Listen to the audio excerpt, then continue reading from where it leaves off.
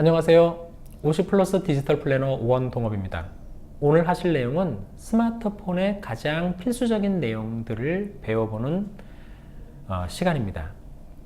우리가 이전에 전화를 사용하거나 편지를 보내거나 그리고 텔레비전을 보거나 또 조금 시간이 지나서 컴퓨터를 통해서 많은 일들을 했습니다. 현대 사회의 스마트폰은 이 모든 것이 한 손 안에 들어가 있다고 보면 되고, 그래서 똑똑한 폰이다 그래서 이름이 스마트폰이죠. 처음에 하실 내용은 이제 스마트폰 4대 기능에 대한 이야기를 잠깐 드릴게요. 메시지는 우리가 이전에 편지라고 생각을 하시면 되겠고, 전화기가 있었고, 또 인터넷은 우리가 유튜브라든가 또 이렇게 방송 등을 다시 보실 수 있는 것이죠. 그리고 은행이라든가 또 기차 예약이라든가 하는 것들은 앱을 통해서 이제 스마트폰을 사용을 하게 되는데, 그것들을 모은 것이 앱스입니다. 이 네 가지 기능의 필수 기능에 대해서 오늘 배워보는 시간을 가지겠습니다. 자, 처음에는 이제 전화를 받기인데요. 전화가 오게 되면 핸드폰을 이렇게 보시게 되겠죠. 그러면 이제 어떤 것이 있냐면 아래에 두 개의 그 전화기가 보입니다. 하나는 파란색으로 위를 향해 열린 것이고 또 하나는 빨간색으로 아래를 향해 있습니다. 전화를 받으시려면 녹색을 꾹 누르시고 밀기를 하시면 전화기가 통화를 할 수 있습니다. 그러니까 받을 때는 밀기를 하시는 것이고요. 끊을 때는 터치를 하는 것입니다.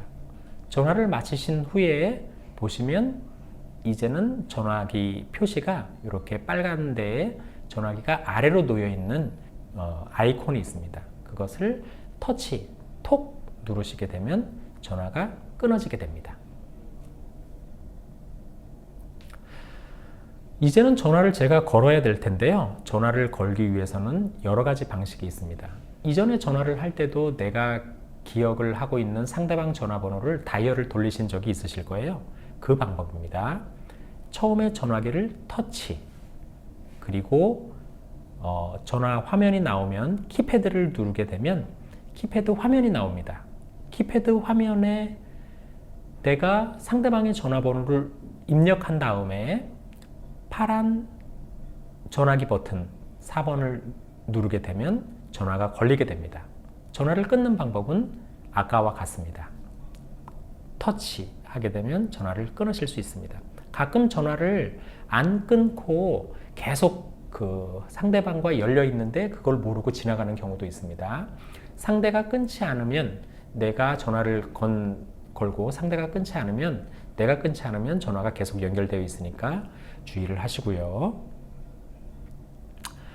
두 번째 전화 걸기는 최근 기록 방식입니다. 스마트폰에는 지금까지 내가 받은 전화와 내가 건 전화번호가 모두 기록이 되어 있습니다. 그것을 통해서 아주 간편하게 전화에 대한 답장을 하거나 이렇게 눌러서 최근 기록을 찾아보실 수 있습니다.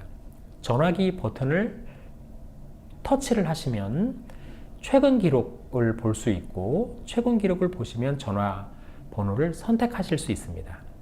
전화번호를 선택한 다음에 걸기 버튼을 터치하시면 이제 전화가 걸리게 되죠. 전화 통화를 다 마치신 이후에는 전화 끊기를 통하여 통화를 마치시면 되겠습니다. 자, 전화 걸기 방식, 주소록 방식입니다. 이전에는 우리가 노트라든가 수첩에 기록을 해 놓고 있었겠죠.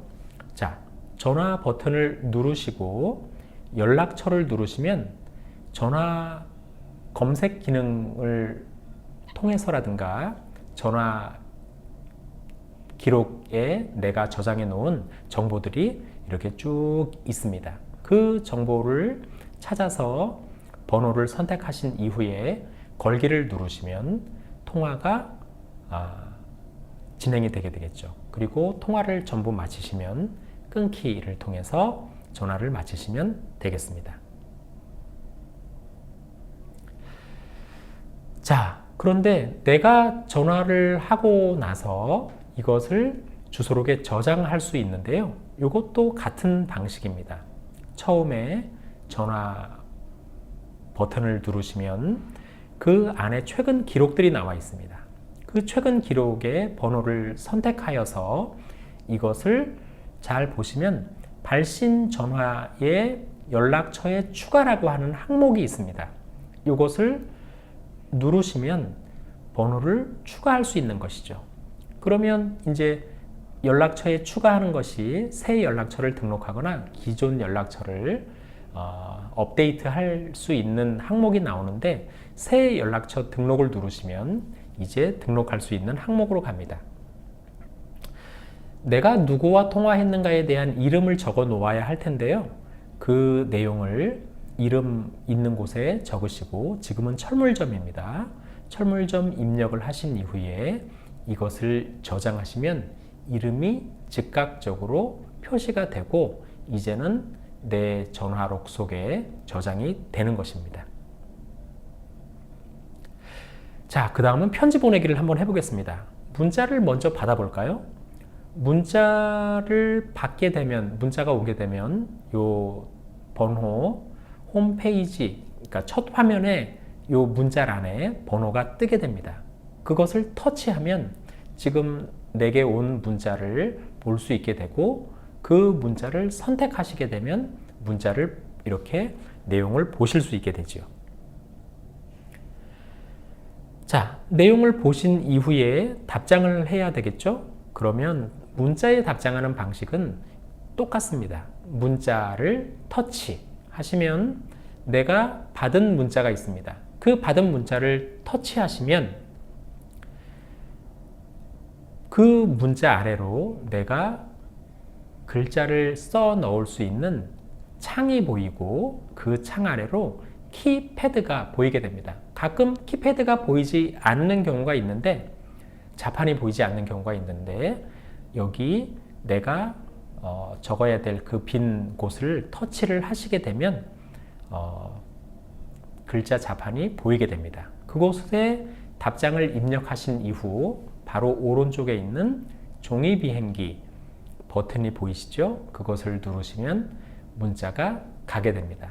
이전에는 우체통에 넣고 우체부가 배달을 했던 것인데, 스마트폰은 이 과정을 순식간에 해결을 하는 것이죠.